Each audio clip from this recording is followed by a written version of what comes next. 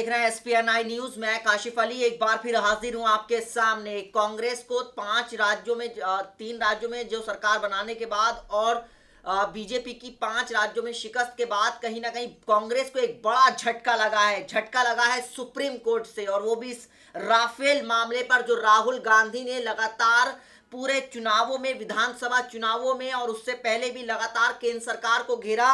किस तरीके से राफेल मामले को लेकर जो राफेल विमान जहाज जो डील की गई थी, जिसमें कहा गया कि भारत सरकार ने ऊंचे दामों पर और 4 गुने दामों पर खरीदे हैं, उसके बाद अब सुप्रीम कोर्ट में जो पीआईएल डाली गई थी वो सारी सुप्रीम कोर्ट ने खारिज कर दी हैं। जी हां, सुप्रीम कोर्ट ने कहा है कि सौदा जो भी हुआ है भारत सरकार और फ्रांस के बीच, वो बिल्कुल कोई संदेह के घेरे में नहीं है।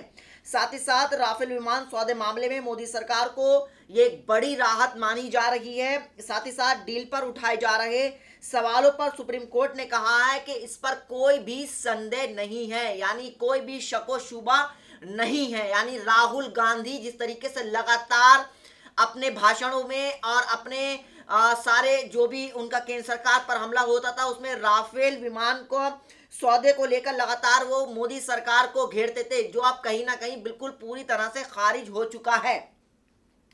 साथ ही साथ मैं आपको जानकारी दे दूं, कोर्ट ने सौदों को लेकर जो सारी जनहित याचिकाएं थी उनको खारिज कर दिया है।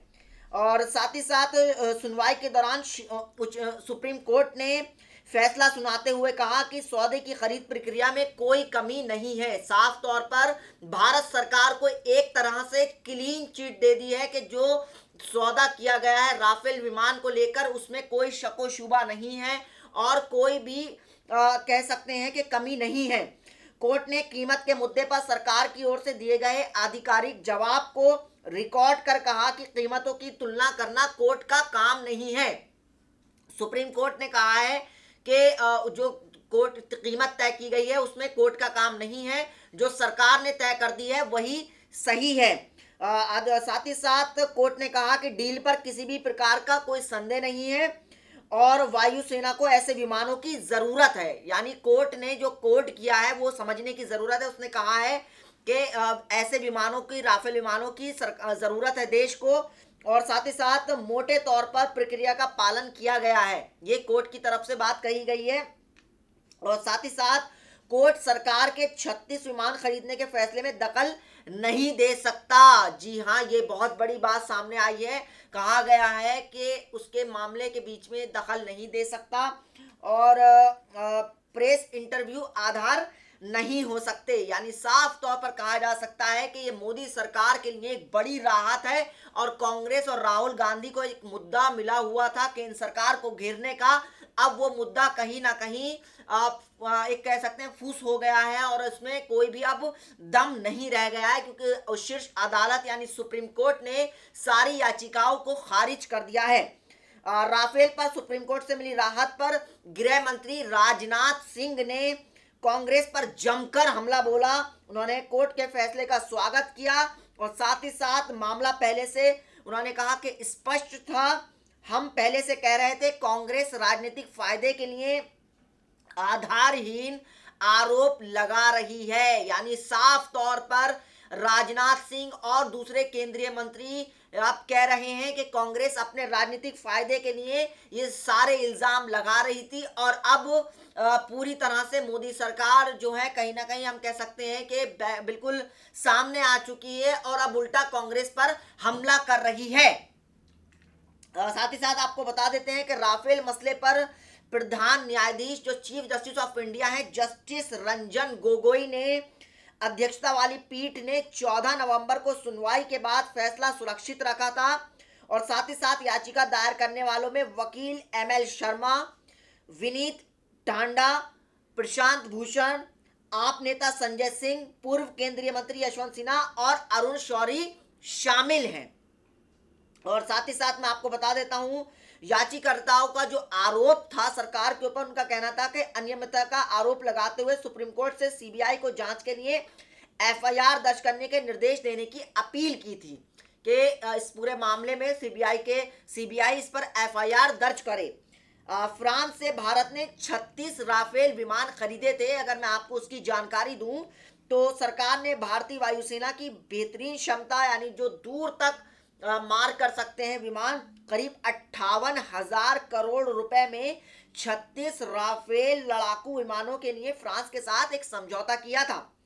और साथ ही साथ 2 इंजन वाले इस लड़ाकू विमान का निर्माण फ्रांस की सरकारी कंपनी दसॉल्ट एविएशन करती है। यानी साफ तौर पर कहा जा सकता है कि ये बीजेपी के लिए एक अलग तरीके की चीज मिल गई है। मोदी सरकार को एक अलग तरीके का फायदा मिल गया है, क्योंकि सुप्रीम कोर्ट ने सारी पीआईएल खारिज कर दी है। जो पिटीशन डाली गई थी वो सब सिरे से खारिज कर दी गई है।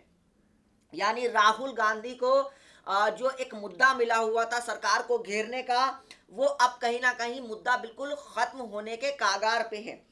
केंद्र ने राफेल सौदे का बचाव करते हुए कीमत को सार्वजनिक करने का विरोध किया था। साथ ही साथ केंद्र सरकार का इस पे तर्क ये था कि हम सुरक्षा कारणों से इसकी कीमत को खुलासा नहीं कर सकते हैं। तो फिर उसके बाद कांग्रेस लगातार ये आरोप लगा रही थी कि क्यों नहीं कर सकते हैं। इसके बाद केंद्र की तरफ से अटॉर्नी जनरल के वेणुगोपाल ने कहा था कि 2016 को एक्सचेंज रेट के मुताबिक खाली राफेल जेट की कीमत 670 करोड़ रुपए है, लेकिन पूरी तरह से हथियारों से लैस राफेल विमान की कीमत को सार्वजनिक नहीं किया जा सकता, क्योंकि इससे देश के दुश्मन फायदा उठा सकते हैं। यानी साफ तौर पर कहा जा सकता है कि अब कहीं ना कहीं कांग्रेस के लिए बड़ी मुश्किल पैदा हो गई है। लगातार प्रधानमंत्री नरेंद्र मोदी को लेकर लगातार राहुल गांधी निशाना साधते थे, और साथ ही साथ चौकीदार ही चोर नामक जो राहुल गांधी नारा लगाते थे वो अब कहीं ना कहीं बेमानी साबित हो रहा है। और साथ ही साथ मैं आपको और जानकारी दे दूं, लगातार बीजेपी की तरफ से ट्वीट किए जा रहे हैं। बीजेपी के सहयोगी जो है वो ट्वीट कर रहे हैं।